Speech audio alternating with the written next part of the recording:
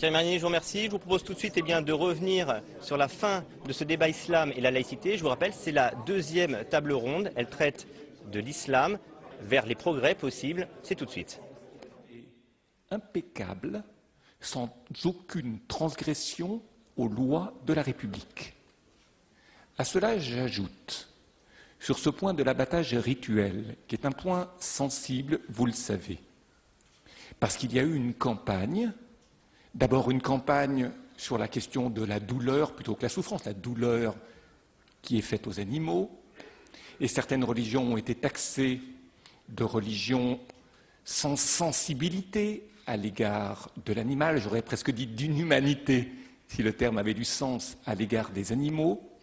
Puis la campagne a dérivé après d'un premier temps de réponse et de réaction, et nous sommes grés, aussi bien au pouvoir public qu'au pouvoir politique, de nous avoir considérablement aidés dans cette campagne, certains ministres présents ou anciens, vous-même, Monsieur Copé, nous ne l'oublions pas, parce que nous savons que sur ce registre-là, vous comme nous sommes en phase sur les valeurs de la République. J'ajoute qu'en un deuxième temps, il a été question non plus de douleur de l'animal, mais de principe de la laïcité. Et nous retombons dans notre débat. Au nom de la laïcité, est-ce que les religions n'instrumentalisent pas les circuits de consommation en mettant de l'idéologie, de la pensée religieuse, point de suspension sur des produits de consommation adressés à tous, par exemple l'histoire des halal, qui sont des points économiques, c'est-à-dire d'argent à gagner, beaucoup plus que des points de religion ou de théologie. Alors, en tant que juif, permettez-moi de dire une chose, c'est que non seulement nous nous devons d'être, mais nous sommes, en tant que communauté juive, et je sais combien le président du consistoire central et moi-même sommes attentifs, vigilants, que ce soit sur des questions d'hygiène, que ce soit sur des questions de formation des abatteurs rituels, que ce soit sur des questions de respect des lois du travail, d'être pleinement en phase et en paix et en accord et en soutien des lois de la République.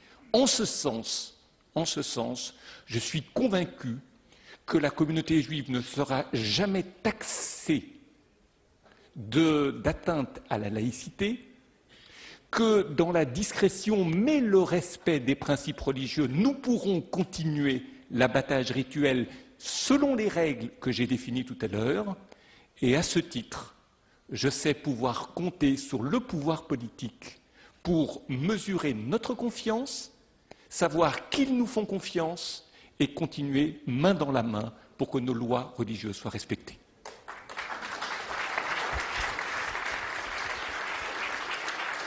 Merci. Bruno Le Maire.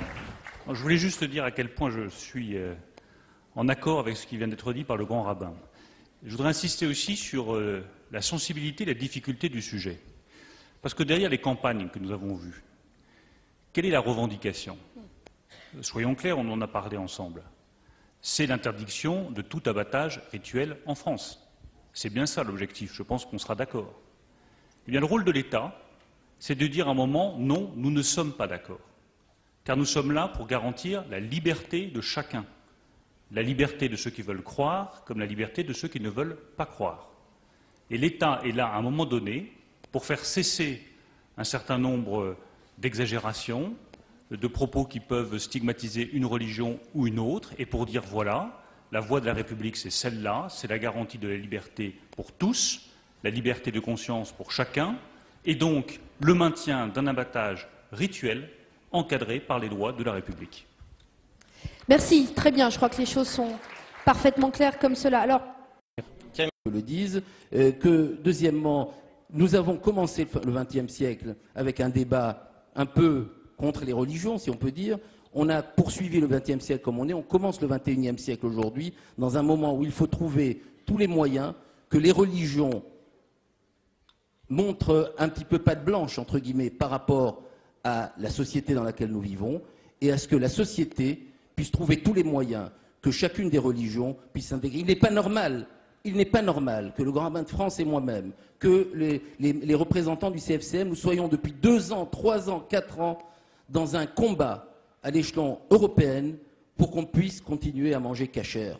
Ce n'est pas normal, c'est tout simplement pas normal. Alors qu'on nous dise la souffrance animale, qu'on nous dise un certain nombre de sujets comme ça, il faut que notre société, et vous le faites, et je dois rendre hommage à tous ceux qui se sont assis avec nous pour nous écouter, pour nous entendre, il faut que notre société trouve les moyens de faire confiance à ceux qui agissent. Je voudrais revenir